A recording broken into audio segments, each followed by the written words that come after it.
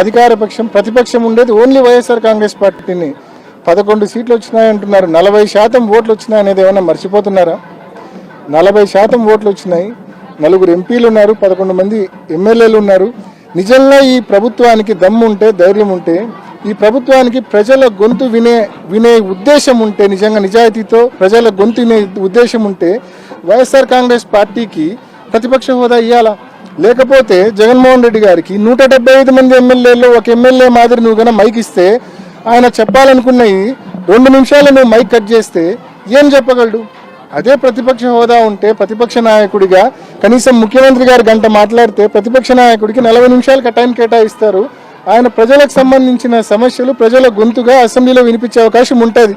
ఒక ఎమ్మెల్యేగా వినిపిస్తే 2 నిమిషాలు కూడా సమయం మీరు వెంటనే బెల్లు కొట్టి కూర్చోబెడతారు. ఏం లాభం? దానివలన అసలు సమస్యలు అసెంబ్లీలో రిప్రజెంట్ చేసే అవకాశం కూడా ఉండదు. ఇది నిజంగా జగన్మోహన్ రెడ్డి గారిని అవమానం చేసినామని చంద్రబాబు నాయుడు గారు కానీ, స్పీకర్ కానీ, డిప్యూటీ స్పీకర్ గారు కానీ అనుకుంటున్నారు. కానీ ప్రజలను అవమానపరుస్తున్నారు. వీళ్ళు 40% మంది ఓట్లు వేసినారు వైఎస్ఆర్ కాంగ్రెస్ పార్టీకి. ప్రజలు గొంతుగా వైఎస్ఆర్ కాంగ్రెస్ పార్టీ పనిచేస్తూ ఉందని చెప్పి వాళ్ళు భయపడి ప్రజలు మనకు ప్రతిపక్ష హోదా ఇవ్వడం లేదు. సో వీళ్ళు బేసికల్గా జగన్మోహన్ రెడ్డి గారిని కాదు అవమానం గురి చేసేది, ప్రజలను అవమానిస్తూ ఉన్నారు ఈ కూటమి ప్రభుత్వము, ఈ స్పీకరు, ఈ డిప్యూటీ స్పీకర్. స్పష్టంగా మీరు టీవీ కూడా చూసింటే ప్రతిపక్షాన్ని గుర్తించండి, ప్రజాస్వామ్యాన్ని కాపాడండి, ఈ అజెండాతోనే, ఈ నినాదంతోనే అసెంబ్లీలోకి వెళ్ళడం జరిగింది. ప్రతిపక్షాన్ని గుర్తించండి, ప్రజాస్వామ్యాన్ని కాపాడండి. మనమల్లా కోరేది ప్రతిపక్షాన్ని గుర్తించి ప్రతిపక్ష హోదా ఇమ్మని చెప్పి అడుగుతా ఉన్నాం.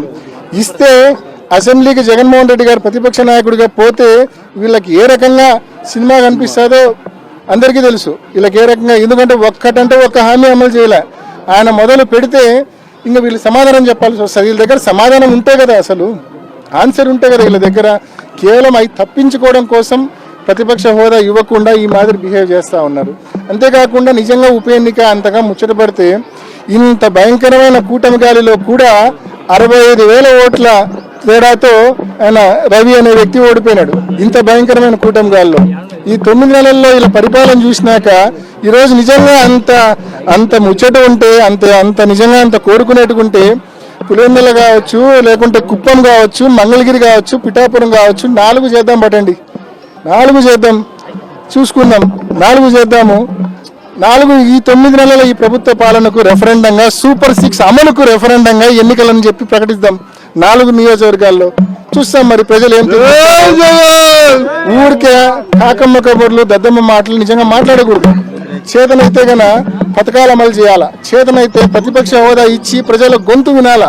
ఇవేమీ చేయకుండా ఊరికే కల్లిబల్లి మాటలు, టైంపాస్ మాటలు మాట్లాడకూడదు.